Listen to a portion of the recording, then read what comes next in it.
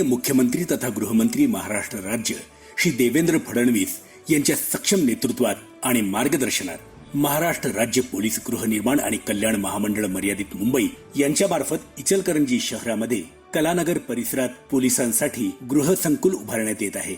या गृहसंकुलात एकूण 210 निवासस्थानं असून लिफ्ट आणि प्रशस्त पार्किंग तसेच प्रत्येक फ्लॅटमध्ये हवेशीर हॉल, स्वयंपाकघर आणि आरामदायी 2 शयनकक्ष आहेत।